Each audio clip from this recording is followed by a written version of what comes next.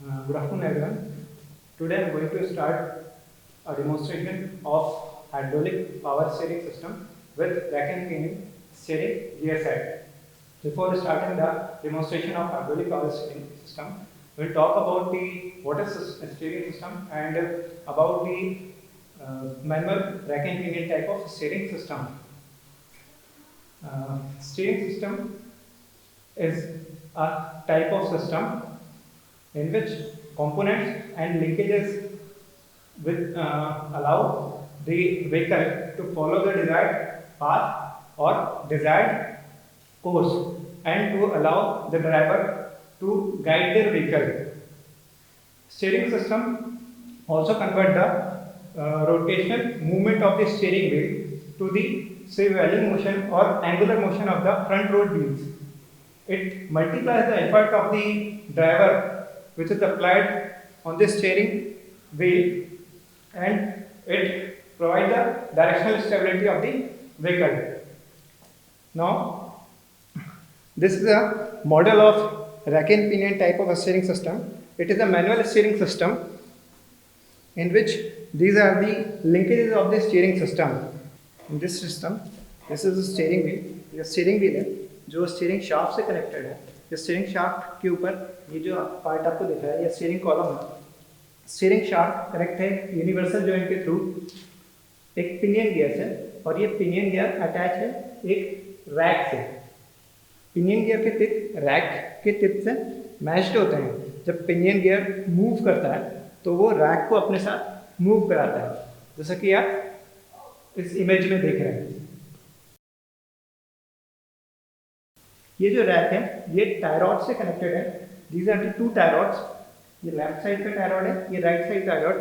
ये tie rod wheel hub के steering arm से कनेक्टेड है through the ball joint. Now अब हम इसकी वर्किंग देखते हैं कि किस तरीके से वर्क करता है. जब ड्राइवर अपने व्हीकल को राइट साइड में टर्न करना चाह रहा है तो वो इस स्टीयरिंग व्हील को क्लॉकवाइज डायरेक्शन में मूव कराएगा कुछ इस तरीके से. जब ये स्टीयरिंग व्हील रोटेट होगा तो स्टीयरिंग व्हील स्टीयरिंग शाफ्ट से कनेक्टेड है. ये स्टीयरिंग शाफ्ट यूनिवर्सल जॉइंट के थ्रू आपके पिनियन गियर से कनेक्टेड है. तो पिनियन गियर आपका क्लॉकवाइज डायरेक्शन में मूव होगा और through the rotation of the pinion gear जो आपका रैक है वो लैटरली लेफ्ट हैंड साइड की डायरेक्शन में मूव होगा.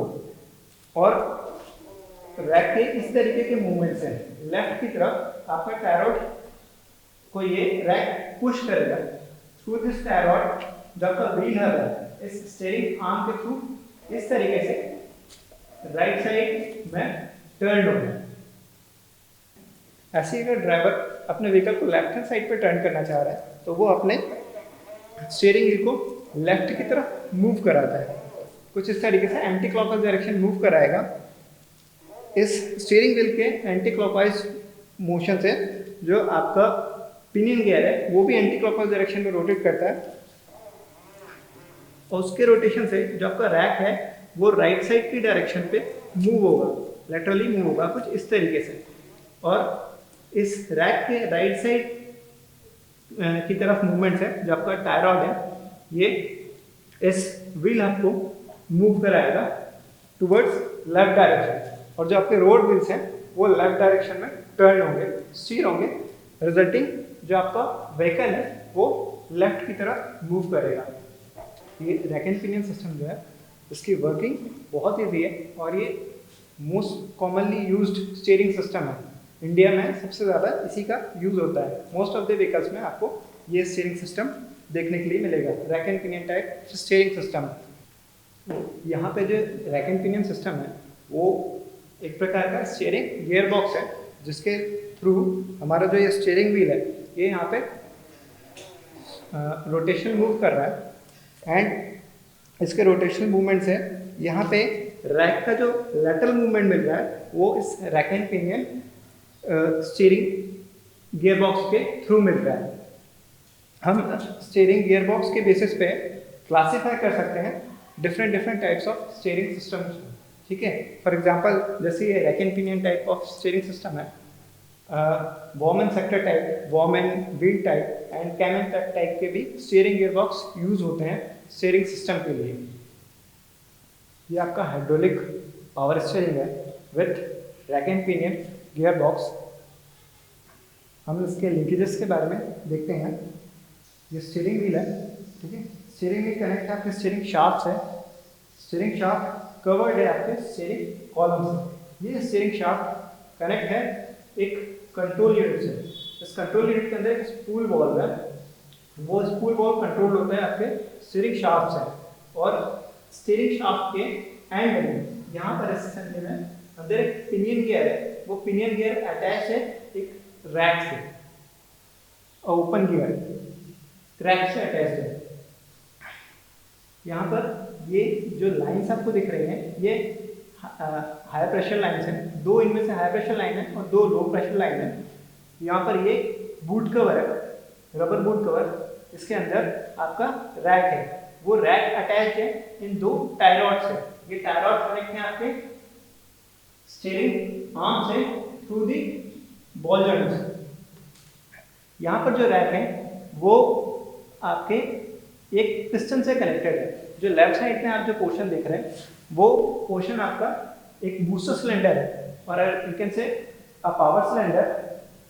और इस पावर सिलेंडर के सेंटर में एक पिस्टन है, वो पिस्टन रॉड के थ्रू आपके रैक से अटैच्ड है। और ये दो लाइंस जो है हाई प्रेशर लाइन है फ्लूइड प्रेशर की, और ये आपके बोथ साइड कनेक्टेड है इस सिलेंडर के। ये एक डबल एक्टिंग सिलेंडर है। तो ये दोनों लाइनें जो हैं आपके कंट्रोल बॉक्स से कनेक्टेड है। यहाँ पर ये आप देख सकते हैं इस तरीके से। और एक लाइन जो कि आ रही है आपके पंप से। ये पंप जो है पावर लेता है इंजन क्रैंक शाफ्ट से टू रन। एंड ये जो आप एक और पैसेज देख रहे हैं ये आपके रिजर्वायर से कनेक्टेड है, जिसमें आप फ्लूइड फिल करके रखते हैं। यहाँ पर अब हम इसकी वर्किंग देखते हैं कि किस तरीके से वर्क करता है power steering. For example driver है, ड्राइवर अपने व्हीकल को राइट साइड पर टर्न करना चाह रहा है, तो उसके लिए वो अपने स्टीयरिंग व्हील को कुछ इस तरीके से क्लॉकवाइज डायरेक्शन में मूव कराएगा। तो इस टाइम वो एक मैनुअल एफर्ट इस स्टीयरिंग व्हील पे अप्लाई कर रहा है। तो जिसके कारण जो आपका स्टीयरिंग शाफ्ट है वो स्टीयरिंग शाफ्ट क्लॉकवाइज डायरेक्शन में रोटेट होगा। उस शाफ्ट से आपका उस शाफ्ट से आपका पिनियन कनेक्ट है और वो पिनियन भी क्लॉकवाइज डायरेक्शन पे रोटेट होता है। पिनियन रैक को मूव कराएगा लेटरली इस कंडीशन में टुवर्ड्स लेफ्ट साइड पे आपका रैक मूव होगा। इस पर्टिकुलर टाइम पे जो आपका स्पूल बॉल है वो एक्टिव होगा। स्पूल बॉल क्या करता है, एक तरीके से आपके फ्लूइड को गाइड करता है और डायरेक्ट करता है कि अब उसको किस कंडीशन में किस डायरेक्शन में फ्लो होना है। तो इस सिचुएशन में जब आपका व्हीकल को राइट साइड पे टर्न होना है, आपके पिनियन के मूवमेंट से आपका जो रैक है वो लेफ्ट साइड पे मूव हो रहा है। जैसा कि आपने manual rack and pinion system में देखा कि आपके रैक के लेफ्ट साइड के मूवमेंट से जो आपके टाई रॉड के थ्रू आपके जो व्हील हब है वो राइट साइड पर टर्न करता है। यहाँ पर आप जो एफर्ट अप्लाई कर रहे हैं उस एफर्ट के अलावा एक एडिशनल एफर्ट आपको इस हाइड्रोलिक सिस्टम के थ्रू मिलता है, जिसके कारण आपको टर्न करने में उतना ज़्यादा एफर्ट अप्लाई नहीं करना पड़ता जितना कि हम मैनुअल स्टीयरिंग में करते हैं। तो आइए देखते हैं कि कैसे होता है। जब आप अपने स्टीयरिंग व्हील को टर्न कर रहे हैं, आपका पिनियन भी टर्न हो रहा है और उसी टाइम जैसा कि मैंने बताया कि इस कंट्रोल यूनिट के अंदर एक स्पूल बॉल है जो कि आपके स्टीयरिंग शाफ्ट से कनेक्टेड है। वो स्पूल बॉल इस कंडीशन पे आपके फ्लूइड को गाइड करेगा। फ्लूइड आपका इस पंप के थ्रू, रिजर्वायर से इस पंप के थ्रू इस स्पूल बॉल की तरफ जाता है और यहाँ से जो फ्लूइड जा रहा है वो फ्लूइड को इस पर्टिकुलर टाइम पे आपका जो स्पूल बॉल है वो गाइड करेगा कि वो इस पैसेज से, ये पैसेज आप देख रहे हैं, ये पैसेज एक हाई प्रेशर लाइन है। ये हाई प्रेशर लाइन जा रही है आपके सिलेंडर के राइट साइड पर, पिस्टन के जस्ट राइट साइड। तो यहाँ पर जो हाई प्रेशर फ्लूइड जाएगा और इस फ्लूइड के कारण आपका पिस्टन जो है, जो कि पिस्टन रॉड के थ्रू रैक से कनेक्टेड है, वो लेफ्ट की डायरेक्शन पे मूव करेगा। ये फ्लूइड आपके पिस्टन को लेफ्ट डायरेक्शन पे पुश करेगा।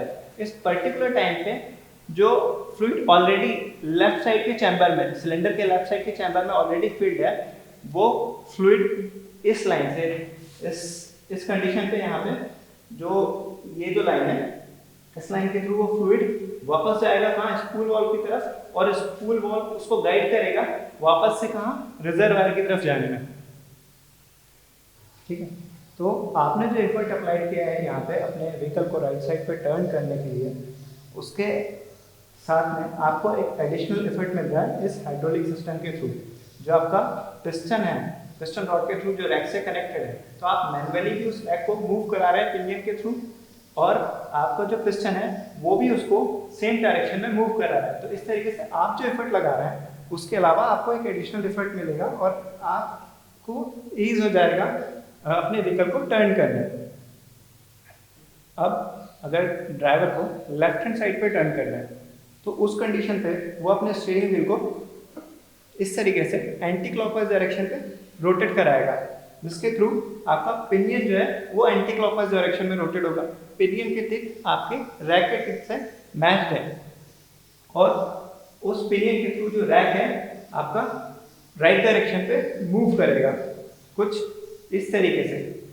यहाँ इसके अंदर बूट कवर के अंदर आपका रैक है जो कि आपको दिख रहा है कि राइट साइड पे मूव हो रहा है, क्योंकि जो दो टायर रॉड्स हैं वो आपके रैक से कनेक्टेड है। ये किस तरीके से जा रही हैं या देख सकते हैं। तो ये तो आप मैनुअली कर रहे हैं। इसी पर्टिकुलर टाइम पे जो आपका हाइड्रोलिक सिस्टम है वो वर्क करेगा, और आपका स्पूल वॉल्व यहाँ से जो पंप से फ्लूइड आ रहा है उस फ्लूइड को इस प्रेशर से इस फ्लूइड लाइन से, हाई प्रेशर लाइन से इस फ्लूइड को जो सिलेंडर है, सिलेंडर के लेफ्ट चैम्बर पे भेजेगा। तो ये जो हाई प्रेशर फ्लूइड है सिलेंडर के लेफ्ट साइड पे जा रहा है, वो जो पिस्टन है वो पिस्टन को राइट डायरेक्शन पे पुश करेगा। तो आपका पिस्टन जो कि रैक से कनेक्टेड है वो भी रैक को राइट डायरेक्शन पे मूव कराएगा। और इसी पर्टिकुलर टाइम पे जो ऑलरेडी यहाँ पे फ्लूइड राइट साइड सिलेंडर के चैम्बर पे जो अवेलेबल है, वो फ्लूइड इस लाइन से वापस स्पूल वॉल्व के थ्रू आपके रिजर्वायर में चला जाएगा इस पैसेज के थ्रू। अभी आपने देखा कि अगर हमें व्हीकल को लेफ्ट और राइट साइड पे टर्न करना है तो हम स्टीयर व्हील को रोटेट करते हैं क्लॉकवाइज और एंटी क्लॉकवाइज डायरेक्शन में, और उसके रोटेशन से ये स्पूल वॉल्व किस तरीके से बिहेव करता है, आपका पिनियन किस तरीके से रोटेट करता है, और आपका रोड व्हील्स आपके किस तरीके से टर्न होते हैं। अभी तक हमने इस लिंकेजेस के थ्रू ये चीज़ें देखी। अब अगर व्हीकल स्ट्रेट जा रहा है, स्ट्रेट पोजीशन पे जा रहा है, तो उस कंडीशन पे हमें किसी भी टाइप के एक्सटर्नल असिस्टेंस की रिक्वायरमेंट नहीं है यहाँ पर। तो उस कंडीशन पे जो आपका स्पूल वॉल्व है, जो फ्लूइड आपके पंप से इस कंट्रोल यूनिट में जा रहा है, वो स्पूल वॉल्व इसको गाइड करता है। जो फ्लूइड प्रेशर इस पैसेज से आपके पंप से जा रहा है, स्पूल वॉल्व के थ्रू आपके इस रिटर्न लाइन में से होता हुआ वापस से रिजर्वायर में चला जाएगा, और ये प्रोसेस कंटिन्यूस चलती रहेगी। तो आपको किसी भी टाइप का जो यहाँ पे एक्सटर्नल असिस्टेंट है वो इस हाइड्रोलिक यूनिट के थ्रू नहीं मिलेगा जब आप स्ट्रेट की कंडीशन पे जा रहे हैं, स्ट्रेट पाथ पे जा रहे हैं। जब हम टर्न करेंगे व्हीकल को राइट और लेफ्ट, तो उस कंडीशन पे ये स्पूल वॉल्व एक्टिव हो जाएगा, और हमारी रिक्वायरमेंट के हिसाब से हम जिस भी डायरेक्शन में टर्न कर रहे हैं उसके हिसाब से वो फ्लूइड के डायरेक्शन को गाइड करेगा कि उसको पिस्टन की किस तरफ फ्लूइड प्रेशर को भेजना है और किस तरफ फ्लूइड प्रेशर को कम करना है।